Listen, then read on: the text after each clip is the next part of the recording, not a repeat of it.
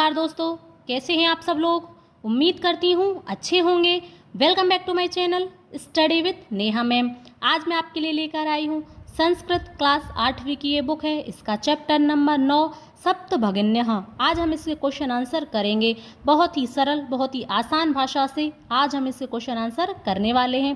Question आंसरों को शुरू करने से पहले उम्मीद करती हूँ आपने इस चैप्टर का हिंदी अनुवाद अच्छे से किया होगा। यदि आप इस चैप्टर का हिंदी अनुवाद अच्छे से कर लेते हो तो आपको क्वेश्चन आंसर भी बहुत ही अच्छे से याद हो जाएंगे। तो क्वेश्चन आंसरों को पढ़ने से पहले इसकी पहली वाली वीडियो हिंदी अनुवाद वाली ज़रूर देखें, अच्छे से हिंदी अनुवाद ज़रूर करें।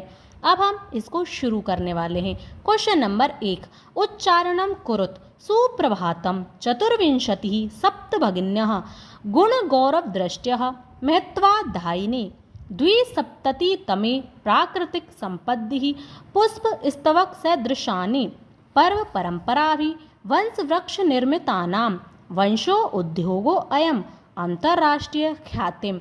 अब क्वेश्चन नंबर 2, प्रश्नानाम उत्तराणि एक पदेन लिखत। हमको एक पद में, एक शब्द में उत्तर देना है। अस्माकं देशे कति राज्यानि सन्ति। हमारे देश में कितने राज्य हैं। अस्माकं देशे नवविंशतिः राज्यानि सन्ति।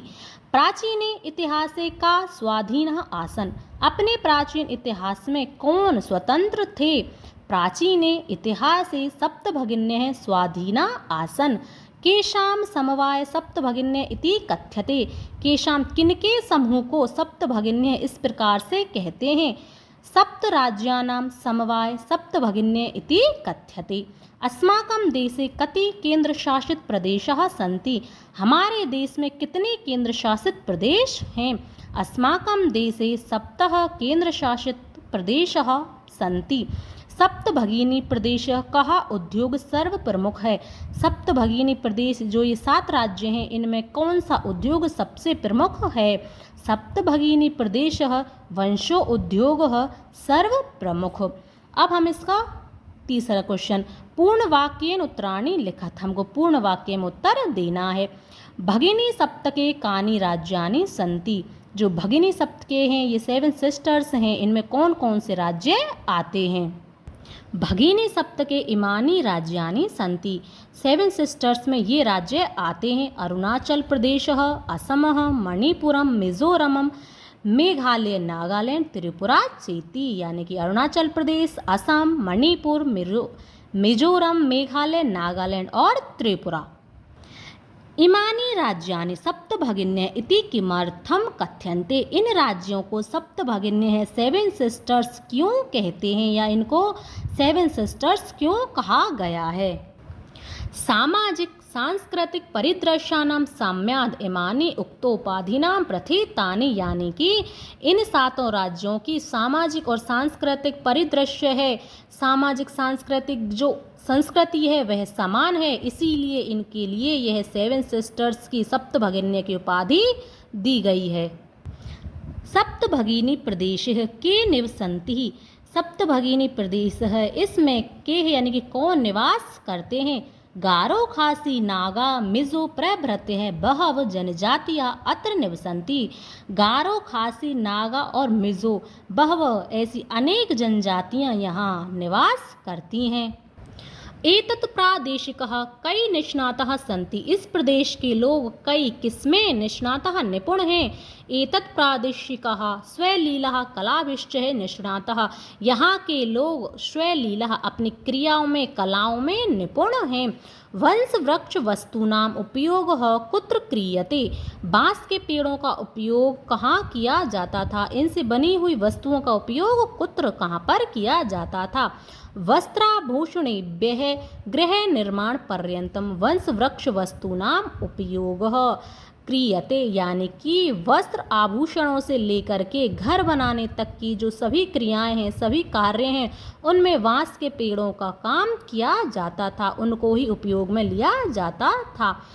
रेखांकित पदम आधृत्य प्रश्न निर्माणम कुरुत। अब हमको यहाँ पर प्रश्न निर्माण करने हैं।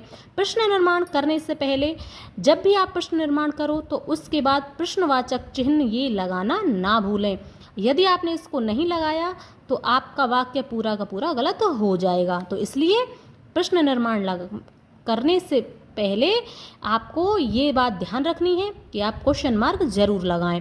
वयम स्वदेशस्य राज्यानां विषये ज्ञातुम् इच्छामि। हम सब अपने देश के राज्यों के विषय में जानने की इच्छा करते हैं। तो स्वदेशस्य यहाँ पर आ जाएगा कस्य। हम सब किसके राज्यों के विषय में जानने की इच्छा करते हैं, क्वेश्चन मार्क आपको लगाना है। सप्त भगिन्य हैं प्राचीन इतिहासे प्राय स्वाधीना एव दृष्टा।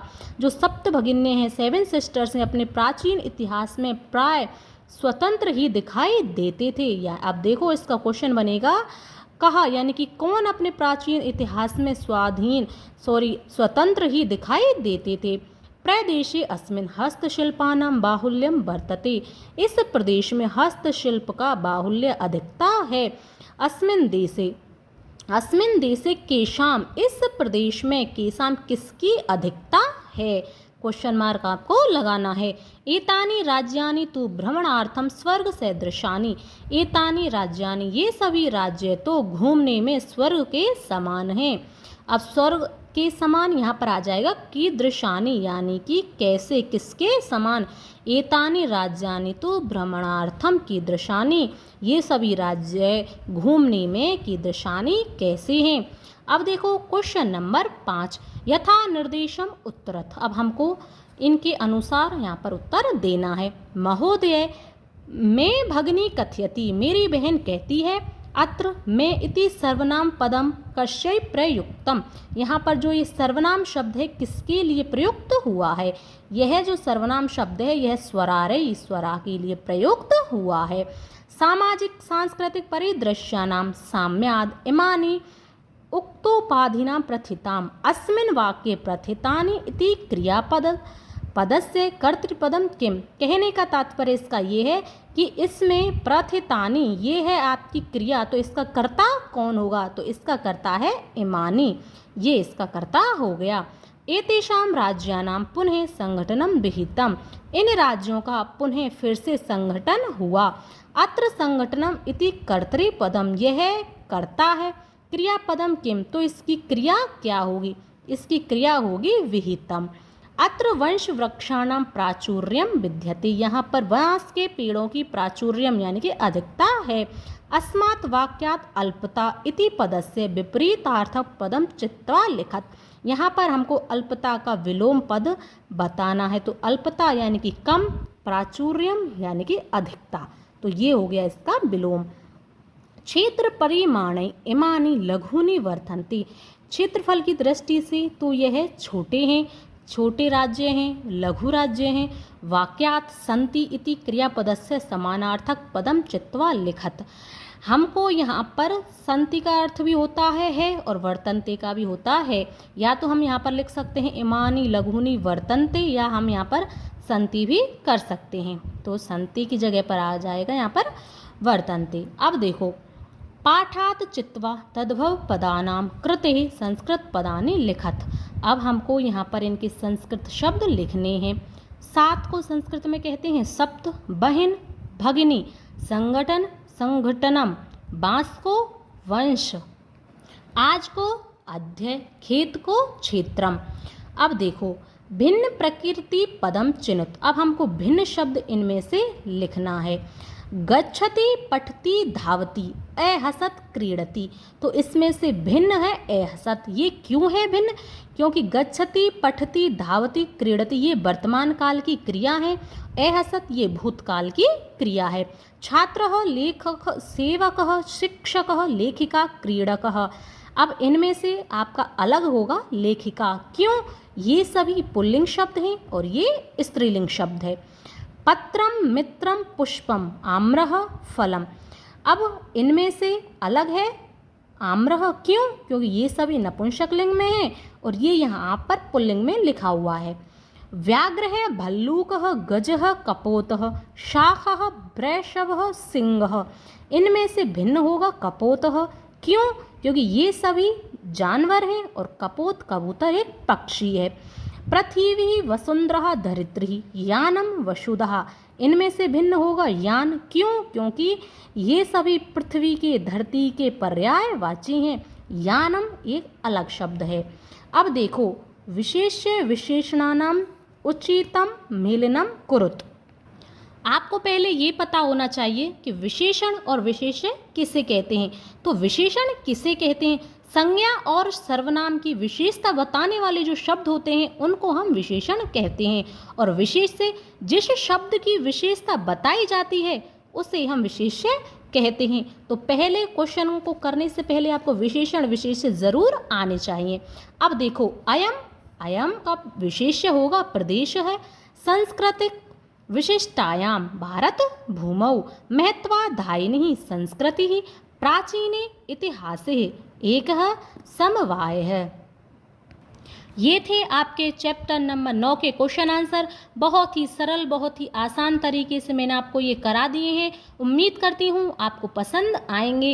एक दो बार इनका रिवीजन कर लेना, आपको बहुत ही अच्छे से ये याद हो जाएंगे। लिख करके याद करना, सुबह उठ करके पढ़ना, क्योंकि सुबह जब हम उठते हैं तो हमारा माइंड फ्रेश होता है और हम अपनी पूरी एनर्जी के साथ हम पढ़ाई करते हैं तो हमें अच्छे से चीज़ें याद हो जाती हैं।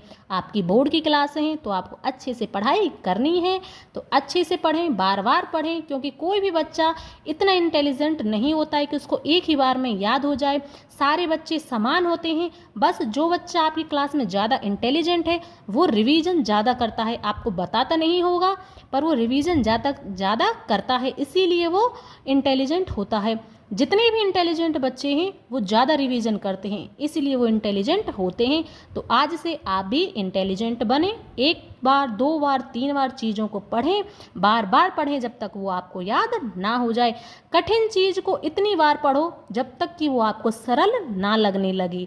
ठीक है, वीडियो अगर अच्छा लगा हो तो लाइक करें, शेयर करें और चैनल को सब्सक्राइब करना ना भूलें।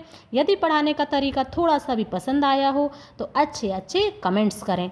अब हम मिलेंगे नेक्स्ट वीडियो में, तब तक के लिए धन्यवाद।